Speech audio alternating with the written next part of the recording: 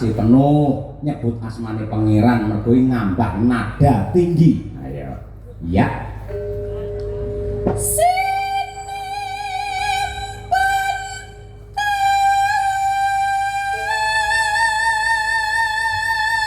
Alon-alon Bukesi. Tarik napas.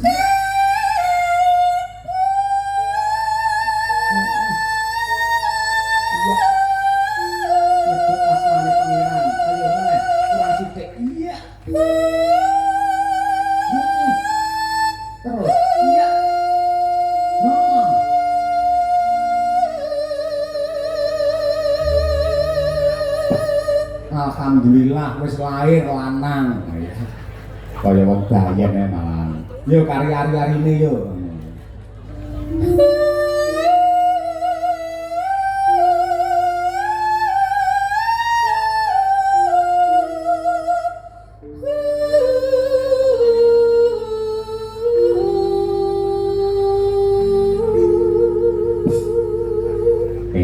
Men saya semangat para lenggah nyuwun tepuk tanganipun untuk Bukesi Rahayu. Wah, power jos, power magic.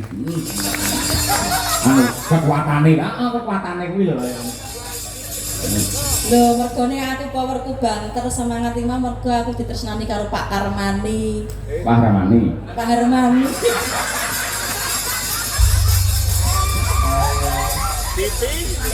Iya, Pak Sarminto.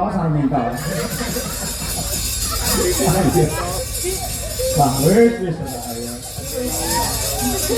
mongil umur ra kena dicolong kok. Ayo. Monggo karepe anakku lak Pak. Gelar Brahma rambu rangkung. Karepe nyeluk rangkung. Ngono iku kabeh diceluk sik. Gelar anu Brahma rambu rangkung ngono lagi ketekel. Ayo ngono kuwi. Ngono kuwi penyakit wong tua ngono kuwi. Heeh. Padha aku ya ngono kuwi. Ayo. Jas Bapak ae. Lah iya, ngene kan ben kanca-kanca ki seneng. Yo. Ya, ben ngerti lek mak iki ya lucu ngono. Iso lucu. Upama ora nek bintang tamu dagelan iki mak iki wis lucu dhisik ngono lho. Heeh, tur lucune ora digawe-gawe. Ayo, kita salah. Ora itu pancen salah tenan. Heeh. Terus saiki Bukesi bar operasi telinga iki wah jan elok luar biasa. Wah, anggar krungu apa jenenge bledek diduwer Pak. Bledek saya kok banter-banter ya. Semasane pas orang operasi ndekne lirih jare saya. Kan ndekne mari kemeropok kon lho. Gen aku arep Jumatan. Sik rada sudorungan pian lho ayo. Bukesi aku njaluk dedek nggih 50 nggih ning infak nang masjid niku. Renek Pak anake 50. Lah piye niku. Yakin sumpah ngono. Oleh marai kuwi. Ayo tunggale wong budhek ketemu karo wong budhek lho. Citane nungkur sapi. Lanang wedok murah. Lah tak kira wedok. Lah ngono kok budhek to ayo. Nek ora apa-apa sae wis tengen kanan kiri wis dalan. Heeh, apik ae. Operasi kok loro kabeh dioperasi. Ya nek sampean lek ora aku budhek mbiyen lek ora ngurangi rasa tresnamu karo aku to, Pak. Loh, malah tresno jaman sik budhek kan bener sih. Jadi aku jarake omongan karo sinden iki dhewe ora krungu.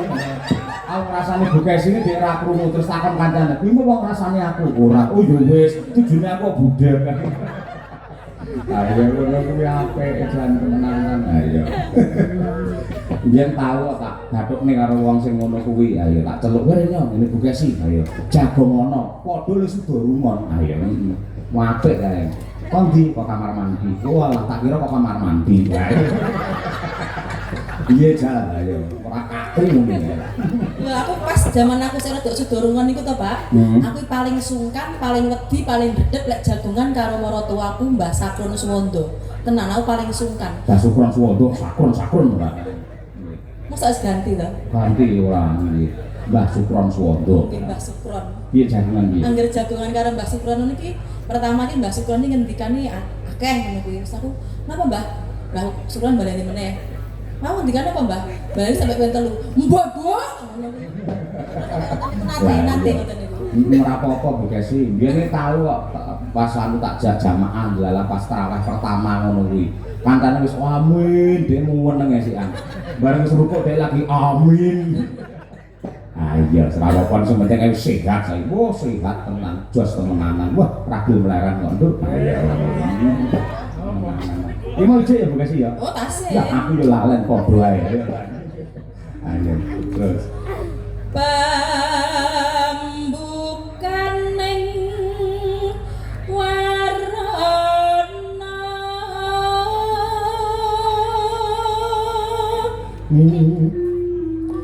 tarlen saking liyep layapeng ngaluyo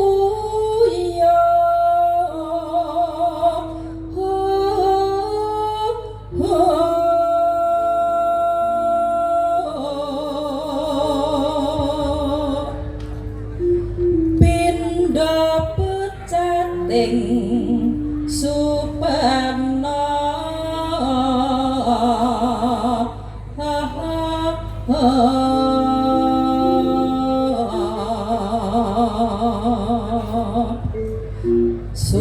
sumusuping rasa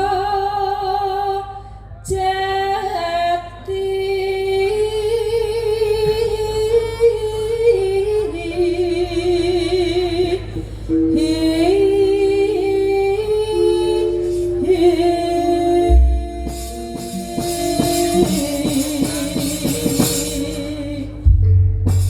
Pangkur Semarangan wis diaturake no, dibajutke apa? Ya kuwi lelagon Mawar Kuning karya Ki Martosabdo. Ya.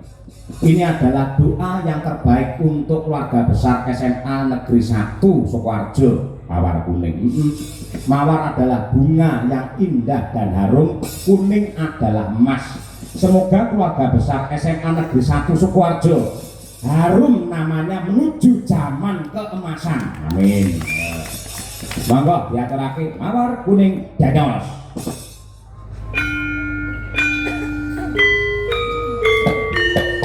Berdiri